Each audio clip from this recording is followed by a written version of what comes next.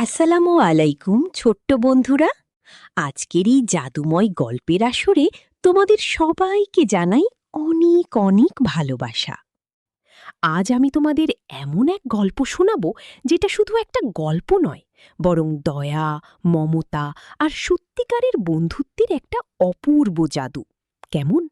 তো চলো ছোট্ট বন্ধুরা, আর দেরি না করে শুরু করা যাক আমাদের ছোট্ট সবুজ ব্যাঙ আর লোমশ কুকুরের সেই হৃদয় ছোঁয়া গল্প। অনেক অনেক দিন আগের কথা। একটা বিশাল নদীর ধারে ছিল ছোট্ট একটা কুঁড়েঘর। চারপাশে কচুরিপানায় ঢাকা টলমলে জল, হালকা বাতাসে দুলতে থাকা বুনো ফুল আর স্নিগ্ধ ভেজা বাতাস বইছে। দূর থেকে দেখলে মনে হতো যেন কোনো রূপকথার দেশ। কিন্তু সেই সুন্দর কুঁড়েঘরের ভেতরে লুকিয়ে ছিল এক গভীর কষ্টের গল্প। সেখানে থাকতো এক বৃদ্ধা, তার আদরের নাতনি, একটা লোমশ কুকুর আর ছোট্ট একটা সবুজ ব্যাঙ। বৃদ্ধার নাতনিকে প্রতিদিন কত আদর যত্ন করা হতো।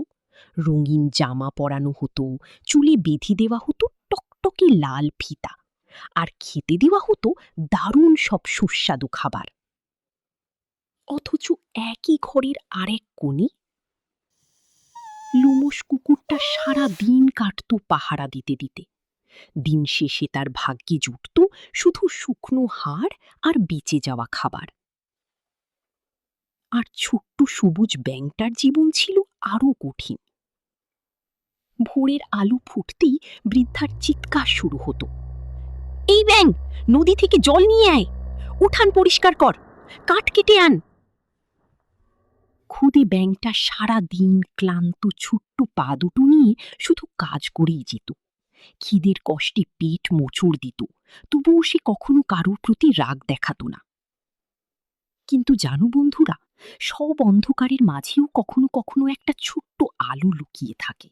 ব্যাঙটার জীবনেও ছিল তেমনই এক আলো, সেই লোমশ কুকুরটা। দিনভর কষ্টের পর রাত হলে তারা দুজনে চুপচাপ আকাশের তারা দেখত, নিজেদের সব দুঃখ একে অপরকে বলতো, আর মনে মনে স্বপ্ন দেখত একদিন হয়তো তাদের জীবন বদলে যাবে। এরপর একদিন নামল ভয়ঙ্কর শীত। চারপাশ এত ঠান্ডা হয়ে গেল যে নদীর জলও জমে প্রায় বরফ হয়ে গেল। বাতাস যেন ছুরি হয়ে গায়ে বিঁধছিল। ঠিক সেই রাতেই বৃদ্ধা রাগী গলায় বলে উঠল, এই ব্যাঙ, এখনই নদী থেকে জল তুলে আন, না হলে আজ খাবার পাবি না। ভয়ে আর শীতে কাঁপতে লাগলো ছোট্ট ব্যাঙটা। ঠিক তখনই লোমশ কুকুরটা ধীরে এসে তার পাশে দাঁড়ালো। মায়া ভরা গলায় বলল, ভয় পেও না বন্ধু, আমি তোমার সাথে আছি। তারপর দুই বন্ধু ধীরে ধীরে নদীর ধারে গিয়ে পৌঁছল। চারদিকে ঝকঝকে সাদা বরফ, হিমেল বাতাসের শোঁ শোঁ শব্দ, আর আকাশে টলমল করছে পূর্ণিমার বিশাল চাঁদ। নদীর পাশে বসে ছোট্ট ব্যাঙটা আর নিজের কান্না আটকাতে পারল না। সে আকাশের দিকে তাকিয়ে কাঁপা গলায় বলল, চাঁদ মামা, তুমি কি আমাদের কথা শুনতে পাও? আমরা খুব কষ্টে আছি। লোমশ কুকুরটাও নীরবে মুখ তুলে আকাশের দিকে তাকালো। আর তারপর হঠাৎ চারপাশ ভরে গেল নরম রূপালি আলোয়। মনে হচ্ছিল রাতের আকাশ যেন জাদুতে ঝলমল করছে। ধীরে ধীরে চাঁদ নিজেই আকাশ থেকে নিচে নেমে এলো। চাঁদ মামার আলো ছিল তুলোর মতো নরম আর শান্ত। তিনি মিষ্টি হেসে বললেন, ভয় পেও না ছোট্ট বন্ধুরা, আজ থেকে তোমাদের আর কোনো কষ্ট হবে না। তারপর তিনি আদর করে ব্যাঙ আর কুকুরটাকে কোলে তুলে নিলেন, আর মুহূর্তের মধ্যেই তারা উড়ে চলল মেঘের ওপরে, তারার পাশ দিয়ে সোজা চাঁদের দেশে। সেখানে ছিল রূপালি আলোর নদী, ঝকঝকে ফুলের মাঠ আর অফুরন্ত শান্তি।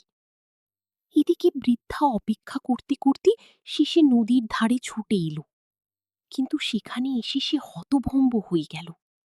কোথাও ব্যাঙ নেই, কোথাও লোমশ কুকুরটাও নেই।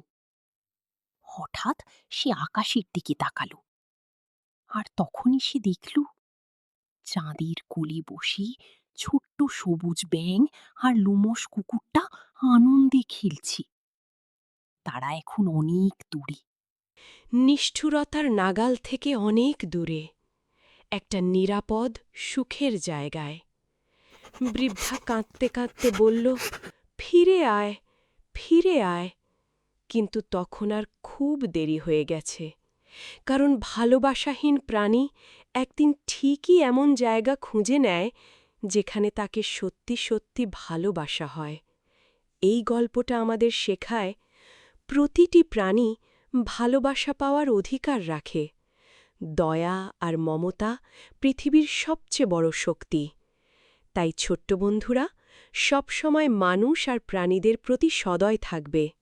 আর আজ রাতে যদি আকাশে সুন্দর গোল চাঁদ ওঠে, তাহলে একবার ভালো করে তাকিয়ে দেখো তো, হয়তো দেখতে পাবে চাঁদের আলোয় এখনও সেই ছোট্ট সবুজ ব্যাঙটা আর লোমশ কুকুরটা আনন্দে খেলছে। তো ছোট্ট বন্ধুরা, আজকের মতো এখানেই শেষ হল সবুজ ব্যাঙ আর লোমশ কুকুরের জাদুময় গল্প। গল্পটি যদি তোমাদের ভালো লেগে থাকে, তাহলে ভিডিওটিতে একটা ছোট্ট লাইক দিও, আর তোমার বন্ধুদের সাথেও শেয়ার করতে ভুলো না। আর হ্যাঁ, তোমরা যদি আরও এমন সুন্দর সুন্দর রূপকথার গল্প শুনতে চাও, তাহলে আমাদের রূপকথার গল্পের পরিবারে যোগ দিতে সাবস্ক্রাইব করে পাশে থাকা ঘণ্টাটাও বাজিয়ে দিও। আজ রাতে আকাশে চাঁদ উঠলে একবার তাকিয়ে দেখো তো, হয়তো এখনও সেই ছোট্ট সবুজ ব্যাঙটা আর লোমশ কুকুরটা চাঁদের আলোয় খেলছে। আল্লাহ হাফেজ ছোট্ট বন্ধুরা, আবার দেখা হবে নতুন কোনো জাদুময় গল্পে।